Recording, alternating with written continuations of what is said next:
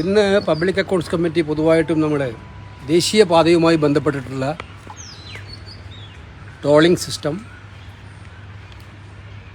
അതുപോലെ അതിൻ്റെ ക്വാളിറ്റിയുമായി ബന്ധപ്പെട്ടുള്ള കാര്യങ്ങൾ ഇതൊക്കെ ചർച്ച ചെയ്യാൻ വേണ്ടിയിട്ടാണ് PSC ഇന്ന് യോഗം നടന്നത്.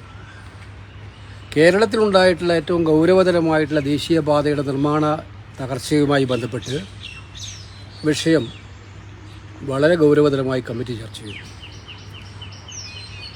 കാരണം ഇത് കേവലം ഏതെങ്കിലും ഒരു പ്രദേശത്ത് മാത്രം ഉള്ളതായിട്ട് ഇപ്പം നമുക്ക് കണക്കാക്കില്ല. ഇപ്പം എനിക്ക് കിട്ടിയ അനുസരിച്ച് ഇപ്പം 7 ജില്ലകളിൽ നിന്നും റിപ്പോർട്ടുണ്ട് നിർമ്മാണത്തിൽ അപാകതയാണെന്ന്. 7 ജില്ലകളിൽ നിന്ന് റിപ്പോർട്ടുണ്ട്. നമ്മൾ സങ്കല്പിക്കുന്നതിനപ്പുറത്താണ് ഈ പ്രശ്നങ്ങൾ. അപ്പോൾ അത് വിശദമായിട്ട് ചർച്ച ചെയ്തു. അപ്പോൾ ദേശീയപാത അതോറിറ്റിയുടെ ഭാഗത്ത് നിന്ന് ട്രാൻസ്പോർട്ട് സെക്രട്ടറി തന്നെ ഇത് ഡിസൈൻ ഫെയിലിയർ ആയിരുന്നു എന്ന കാര്യം അംഗീകരിച്ചു. നമുക്ക് തോന്നിയതാണ്, കാരണം ഇതിനകത്ത് കാണിച്ചു കേരളത്തിൻ്റെ സാഹചര്യത്തിലുള്ള ഒരു ഡിസൈനിലല്ല ഈ പണി നടന്നത് എന്നുള്ളത്. ഞാനിന്നലെ കണ്ടപ്പോൾ, അവിടെ പോയി കണ്ടപ്പോൾ നമ്മൾ മനസ്സിലാകുന്ന വയലായിരുന്നു കംപ്ലീറ്റ്. ആ വയലിൽ മഴ വന്നാൽ ആ വയൽ കംപ്ലീറ്റ് നിറഞ്ഞൊഴുകി കവിയും. അവിടെയാണ് ഒരു ശക്തമായിട്ടുള്ള ബേസ്മെൻറ്റും ഇല്ലാതെയുള്ള റോഡ് നിർമ്മാണം നടത്തിയത്. അത് തകർന്ന് തരിപ്പണമായത്. അത് നാട്ടുകാരെല്ലാവരും കൂടെ പറഞ്ഞിരുന്നു, നേരത്തെ എലിവേറ്റഡ് ഹൈവേ അവിടെ പ്രായോഗികമാകൂ എന്ന് പറഞ്ഞിട്ട് അതിനെ അവഗണിച്ചിട്ടാണ് ഇത് ചെയ്തത്. അപ്പോൾ ഇന്ന് അവരംഗീകരിച്ചു ഇത് ഡിസൈൻ ഫെയിലിയറാണെന്ന് അംഗീകരിച്ചു. രണ്ട് ഇക്കാര്യത്തിൽ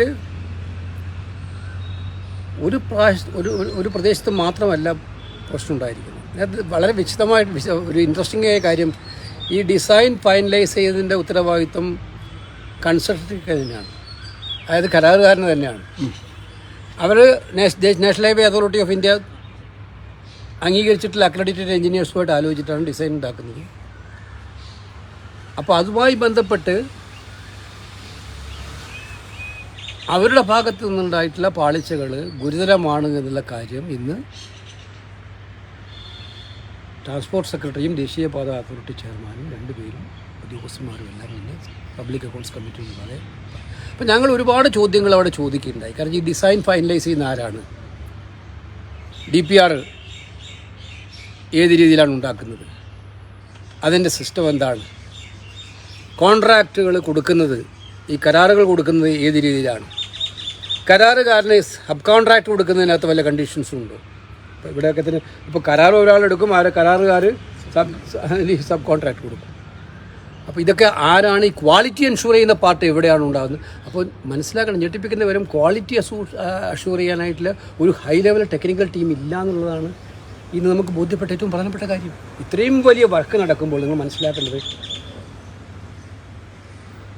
30,000 കോടി രൂപയോളം വരുന്ന വർക്കുകൾ നമ്മുടെ നാട്ടിൽ നടക്കുമ്പോൾ, അതും കേരളത്തിൻ്റെ ലൈഫ് ലൈനായിട്ടുള്ള ദേശീയപാത കംപ്ലീറ്റ്.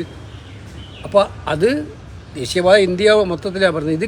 ഇതിൻ്റെ ഡിസൈൻ പരിശോധിക്കാനും നിർമ്മാണം നടന്നുകൊണ്ടിരിക്കുമ്പോൾ നിർമ്മാണം സൂപ്പർവൈസ് ചെയ്യാനും എവിടെയെങ്കിലും പാളിച്ചകളുണ്ടാകുന്ന ഒരു ടെക്നിക്കൽ ടീമെന്ന് പറയുന്നത് ഇല്ലാതുള്ളതാണ് വളരെ സങ്കടകരമായിട്ടുള്ള കാര്യം. അപ്പോൾ ഞങ്ങളിന്ന്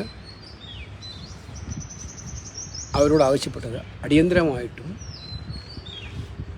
നമ്മളിന്ന് ഫസ്റ്റ് ഡിസിഷൻ PSC എന്ന് പറഞ്ഞിരിക്കുന്നത് CNDGയോടും ഈ നിർമ്മാണ തകർച്ച ഉണ്ടായിരിക്കുന്ന പ്രദേശങ്ങളിൽ പെർഫോമൻസ് ഓഡിറ്റ് നടത്തി കരാറ് അടക്കമുള്ള കാര്യങ്ങളിൽ, ഡിസൈൻ അടക്കമുള്ള കാര്യങ്ങൾ എന്ത് സംഭവിച്ചു എന്നുള്ളത് പരിശോധിക്കാൻ ആവശ്യപ്പെട്ടിട്ടുണ്ട്.